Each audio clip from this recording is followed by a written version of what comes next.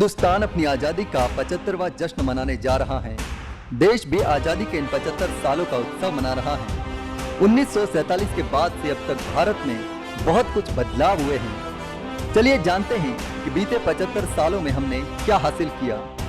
शिक्षा और digital India की बात करें तो स्वतंत्रता के बाद से भारत अपने शिक्षा के क्षेत्र में लगातार विकास कर रहा है।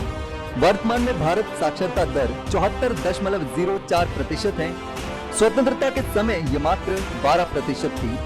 वर्ष 2011 की जनगणना के अनुसार पुरुषों की साक्षरता दर 82.14% और महिलाओं की साक्षरता दर 65.46% है। इससे हमारे देश में हरित क्रांति आई, जिसके परिणाम स्वरूप हमारे खाद्यान्न उत्पादन में 4 गुना से भी अधिक की बढ़ोतरी हुई है। हमने अपने दम पर अंतरिक्ष कार्यक्रमों में सफलता अर्जित की, महामारियों का उन्मूलन किया और आईटी क्षेत्र में अभूतपूर्व सफलता हासिल की। भारतीय इतिहास में महिलाओं की शक्ति की बात करें तो महिला राजनीतिज्ञों की सबसे अधिक संख्या भारत में है और ये दुनिया का ऐसा पहला देश बना जिसकी प्रमुख एक महिला रही है, इंदिरा गांधी। यहाँ की पंचायतों में सबसे अधिक महिलाएं भी निर्वाचित हुई। राष्ट्रपति, प्रधानमंत्री, लोकसभा अध्यक्ष और नेता विपक्ष समेत भारत में महिलाओं ने कई उच्च अधिकारी पदों पर काम किया है। 5 प्रमुख राज्यों में महिलाएं मुख्यमंत्री के पद पर भी अपनी सेवाएं दे चुकी हैं। दिलचस्प बात यह है कि केरल में कोडाचेरी पंचायत में 100% निर्वाचित सदस्य महिलाएं रही हैं। स्वतंत्रता के बाद से अर्थव्यवस्था में कैसे बदलाव हुए, इस पर अगर एक नजर डालें तो एशिया की सबसे बड़ी अर्थव्यवस्था के सामाजिक आर्थिक परिदृश्य में कई बदलाव हुए हैं। औपनिवेशिक शासन काल में अब तक भारत की अर्थव्यवस्था 2.7 लाख करोड़ रुपए से बढ़कर 57 लाख करोड़ रुपए हो गई है।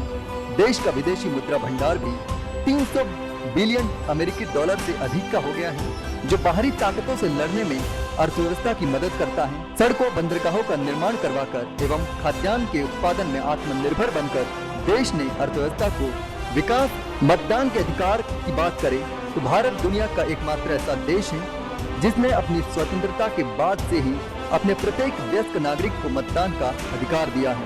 क्या आप जानते हैं कि दुनिया का दूसरा सबसे बड़ा लोकतंत्र भारत आज भी नागरिकों को निर्धारित मानदंडों के आधार पर मतदान का अधिकार देता है। भारत में स्वतंत्रता के तुरंत बाद जब 560 रियायतों ने भारत संघ के अधीन आना स्वीकार किया तो दुनिया का सबसे बड़ा विलय और अधिग्रहण हुआ। सबसे आश्चर्य वाली बात यह है कि इस विलय और अधिग्रहण की घटना के एक भी बूंद खून नहीं बहा, न तो गोलीबारी हुई और विलय का पूरा काम बहुत अच्छी तरीके से हुआ। प्रौद्योगिकी और अंतरिक्ष के विविध कार्यक्रमों की बात करें तो रक्षा तकनीक और अंतरिक्ष तकनीक पर करीब 0 आत्मनिर्भरता के बावजूद आज हम इस क्षेत्र के सबसे उन्नत राष्ट्रों में से एक हैं। वर्ष 1975 में भारत ने पहले अंतरिक्ष उपग्रह का डिजाइन तैयार किया था। इस उपग्रह का नाम महान भारतीय ज्योतिषाचार्य और गणितज्ञ आर्यभट्ट के नाम पर रखा गया था। इसके अलावा मंगल ग्रह की कक्षा में पहुंचने वाला भारत दुनिया का चौथा देश और अपने पहली प्रयास में सफल रहने वाला पहला देश बन चुका है। भारत ने अपने पहले ही प्रयास में चंद्रमा की पड़ताल के लिए भेजे जाने वाले चंद्रयान को लॉन्च करने में सफलता अर्जित की और चंद्रमा की मिट्टी में पानी के कणों की मौजूदगी की खोज भी की। घरेलू संचार के लिए उपग्रह विकसित करने वाला भारत दुनिया का पहला देश बन गया। भारत की सबसे बड़ी पहचान विविधता में एकता। धर्मों और संस्कृतियों की ऐसी विविधता के बावजूद हम एक राष्ट्र हैं और हर एक बीतने वाले दिन के साथ एकता की ये भावना और मजबूत होती जाती है।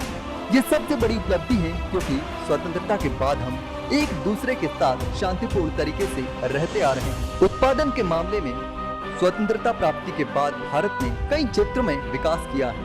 सबसे सस्ती दरों पर वायरलेस टेलीफोनी प्रदान करने वाला देश बना। इसी देश में दूर संचार का बाजार सबसे तेजी से बढ़ रहा है। दुनिया का सबसे कम लागत वाला सुपर कंप्यूटर भारत ने ही तैयार किया है। सबसे कम कीमत वाली कार नैनो यहीं बनाई गई है। विश्व का सबसे बड़ा दुपहिया वाहनों का उत्पादक हमारा देश भारत ही है। इसके अलावा हमारा देश भारत दुनिया का सबसे बड़ा दूध और मक्खन उत्पादक देश भी है। भारतीय रेलवे की बात करें तो वर्ष 1947 में स्वतंत्रता के बाद भारत को पुराना रेल नेटवर्क विरासत में मिला। स्वतंत्रता के समय 32 लाइनों समेत कुल 42 अलग अलग रेलवे प्रणालियां थी, जिसके मालिक भूतपूर्व भारतीय रियासतों के प्रमुख थे। ये लाइनें करीब करीब 33,000 किलोमीटर की थी। वर्ष 1951 में इसका राष्ट्रीयकरण किया गया और अब भारतीय रेलवे दुनिया का सबसे बड़े नेटवर्क में से एक है। इसमें 68,312 किलोमीटर मार्ग पर 1,15,000 किलोमीटर का ट्रैक और 7,112 स्टेशन है।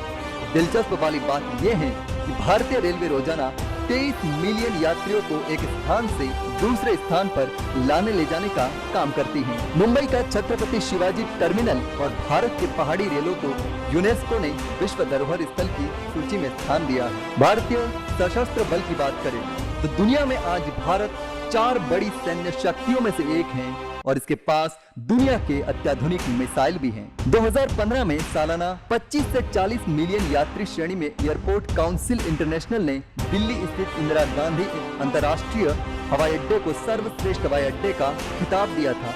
इसके अलावा प्रतिष्ठित sky tracks world airport award में मध्य एशिया भारत में सर्वश्रेष्ठ हवाई अड्डा और मध्य एशिया भारत में सर्वश्रेष्ठ एयरपोर्ट स्टाफ का भी खिताब जीता है। यहाँ तक कि भारत की मिड डे मील योजना दुनिया की सबसे बड़ी स्कूल भोजन कार्यक्रम है, जिसमें रोजाना 120 मिलियन बच्चों को खाना परोसा जाता है। हमारा राष्ट्रीय ग्रामीण रोजगार कार्यक्रम दुनिया में सबसे बड़े कार्यक्रमों में से एक है।